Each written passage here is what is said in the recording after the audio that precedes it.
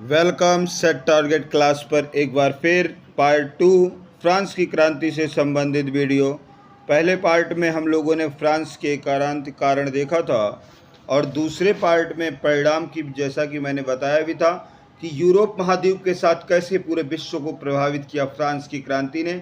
देखते हैं तो ये कारण मिलता है कि वर्ष 1789 से 1799 तक फ्रांस में कट्टरपंथी व्यवस्था के उथल पुथल की अवधि थी और इस दौरान देश की राजनीतिक, सामाजिक और आर्थिक प्रणालियों में महत्वपूर्ण परिवर्तनों के साथ साथ व्यापक स्तर पर सांस्कृतिक और बौद्धिक परिवर्तन हमें यूरोप महाद्वीप में पूरी तरह से दिखाई देता है। फ्रांस में ही नहीं सिर्फ, बल्कि यूरोप में पूरे महाद्वीप को इस क्रांति ने प्रभावित किया और एक ऐसे राजवंश जो अपने आप को दैवीय रूप में मानते थे, जो उस समय बूर्बो राजवंश के नाम से जाना जाता था, उस शासन सत्ता का अंत करके कैसे विश्व को प्रभावित किया।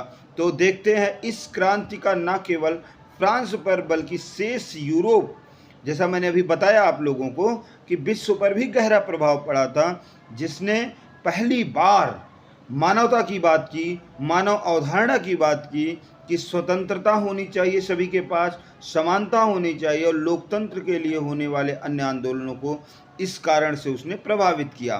देखते हैं पहला पॉइंट जो परिणाम के रूप में हमें दिखाई देता है वो है क्रांतिकारी आदर्शों का प्रसार होना। देखिए, इस क्रांति से ये पता चलता है कि क्रांतिकारियों के लिए क्या जरूरी था। तो कई क्रांतिकारी सामने हमारे आते हैं। तो फ्रांसीसी क्रांति ने पूरे यूरोप और अमेरिका में क्रांतिकारी आंदोलनों को प्रेरित करने के साथ स्वतंत्रता, समानता और बंधुत्व के आदर्शों का प्रसार किया। आप जानते हैं कि स्वतंत्रता, समानता, बंधुत्व का जो नारा था इसी क्रांति में दिया गया था। इसके द्वारा राजशाही और अभिजात वर्ग की मौजूदा राजनीतिक व्यवस्था को चुनौती मिलने के साथ प्रतिनिधित्व सरकार और संवैधानिक अधिकारों की भी वकालत की गई थी। दूसरा पॉइंट हमारे सामने मिलता है कि राष्ट्रवाद का उदय होना। दूसरा मिलता है परिणाम के रूप में, तो हेडिंग है जो राष्ट्रवाद का उदय होना। फ्रांसीसी क्रांति से राष्ट्रवाद एक शक्तिशाली राजनीतिक शक्ति के रूप में हम लोगों के सामने आया और इसने सामान्य समस्याओं से पीड़ित और एकीकृत राष्ट्रीय पहचान के रूप में फ्रांसीसी लोग को एकजुट करने का भी प्रयास पूरी तरह से किया, जिससे अंततः आधुनिक फ्रांसीसी राष्ट्र राज्य का गठन हुआ। मतलब एक जनता द्वारा नियुक्त, जनता के आह्वान की सरकार आगे चलकर बनी, जो लोकतंत्र युग की एक प्रकार से शुरुआत भी देखने को मिलती है। वैसे अमेरिका में हो चुकी थी, लेकिन फ्रांस ने उस क्रांति को बढ़ावा दिया। तीसरा पॉइंट देखते हैं, मानव अधिकारों को बढ़ावा मिलना।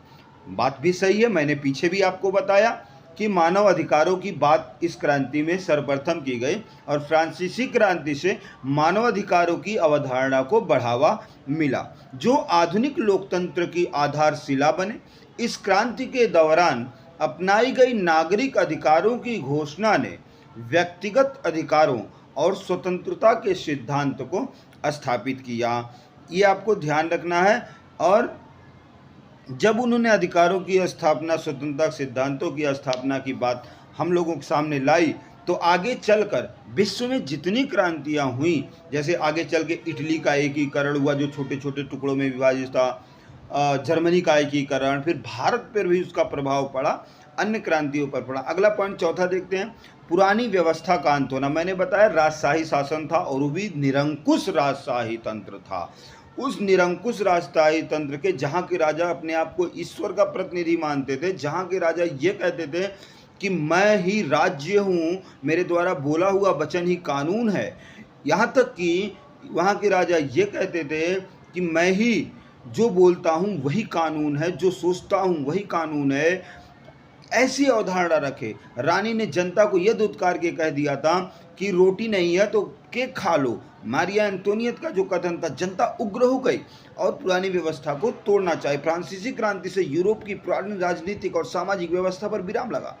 पुरानी शासन व्यवस्था जो सामंतवाद, निरंकुश राजतंत्र, पादरियों के विशेषाधिकार वर्ग था, उनको मिला था क्रांतिकारियों द्वारा, उसको समाप्त किया गया। क्रांतिकारियों ने स्वतंत्रता, समानता और बंधुत्व के सिद्धांतों की घोषणा कर एक नए लोकतंत्र गणराज्य की स्थापना की भी बात की। आगे देखते हैं, छठा पॉइंट क्या है, अन्य क्रांतियों को प्रेरित होना। मैंने बताया भी कि फ्रांस की क्रांति ने पूरे यूरोप से लेकर के एशिया महाद्वीप के भी देशों में तमाम उथल पुथल मचा दिया। उसके विचार, उसके जो भाषण थे, उन्होंने क्रांति का रूप अवधारणा दिया। फ्रांसीसी क्रांति का शेष यूरोप और विश्व पर गहरा प्रभाव पड़ा।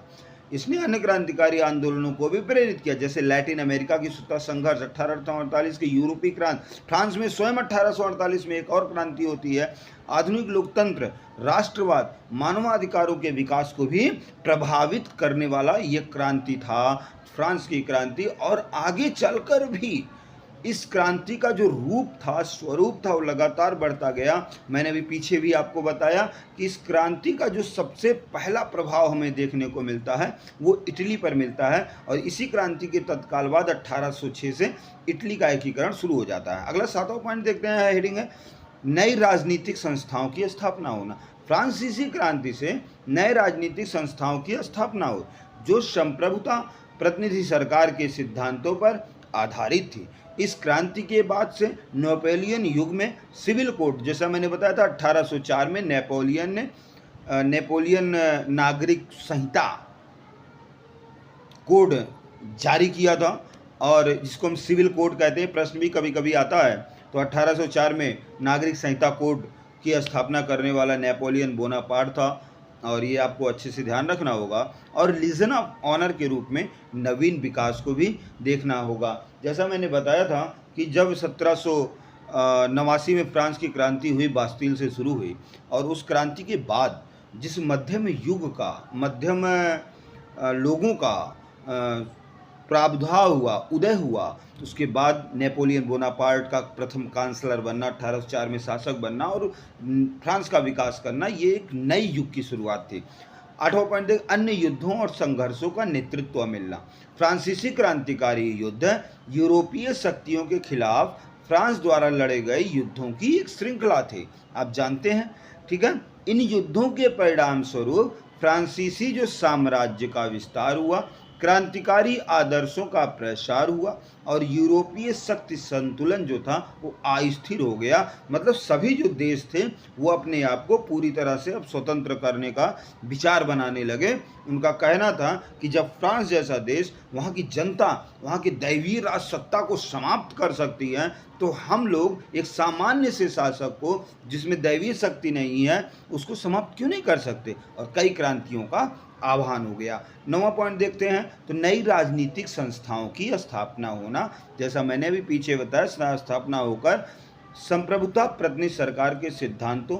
इस क्रांति के बाद नेपोलियन युग के सिविल कोड और लीजन ऑफ ऑनर के रूप में नवीन विकास को देखा गया। मैंने पीछे भी अभी बताया, ये हेडिंग मैंने 2 बार कर दिया है, और दोनों बार आप अध्ययन कर सकते हैं, लेकिन लिखने का जब आप प्रक्रिया करिएगा तो एक ही बार लिखिएगा, और कोई दिक्कत नहीं है, ध्यान से देखते रहिएगा तो आपको स्वयं पता चलेगा कि नई राजनीतिक जो संस्थाएं आई, यह नेपोलियन कोड की शुरुआत हुई। नेपोलियन ने 1800 में फ्रांस बैंक की स्थापना किया, तो उसको देख के आगे चलकर भी कई बैंकों की स्थापना हुई कि बैंक जो पूंजी को एकत्रित करते हैं, देश के निर्माण में ब्याज सहित लगाते हैं। तो एक प्रकार से अगर देखा जाए तो नेपोलियन ने जिस आधारशिला को धरा, रोबेस्पियर, मैंने बताया था रोबेस्पियर जो आतंक राज्य फ्रांस में स्थापित किया था, उसने आतंक के राज्य सहित 1793 में राजा रानी की जब गिलोटिन पे चढ़ा दिया गया, वो मारे गए। 1794 वो भी खत्म हो गया आतंक का राज्य। तो अंततः निष्कर्ष अगर हम लोग देखते हैं तो फ्रांसीसी क्रांति को आधुनिक इतिहास के एक ऐसे ऐतिहासिक घटनाक्रम के रूप में संदर्भित किया जाता है जिसका विश्व पटल पर दूरगामी प्रभाव पड़ा। इसने क्रांतिकारी आंदोलनों को प्रेरित किया, राष्ट्रवाद को बढ़ावा दिया, पारंपरिक सत्ता संरचनाओं को चुनौती देने का कार्य किया। मतलब आप समझ सकते हैं कि एक क्रांति ऐसी क्रांति थी, उसी प्रकार से जैसे भारत देश में आगे चल करके 1857 की क्रांति थी कि भारत में जो 1857 की क्रांति के बाद जितनी क्रांतियाँ हुई, उनको हम कह सकते हैं कि 1857 की क्रांति कहीं ना कहीं उनकी जन्मदाता थी। तो कहीं ना कहीं फ्रांस की जो क्रांति थी वो विश्व में लोकतंत्र का प्रसार, समानता, स्वतंत्रता, बंधुत्व की भावना को विश्व में प्रसारित करने का कार्य किया। ऐसे ही मानवाधिकारों और लोकतंत्र के आदर्शों को बढ़ावा दिया इस क्रांति ने। इसकी विरासत आज भी कई देशों के राजनीतिक और सामाजिक व्यवस्थाओं में देखी जा सकती है। ये था आपका फ्रांस की क्रांति का परिणाम। Thank you.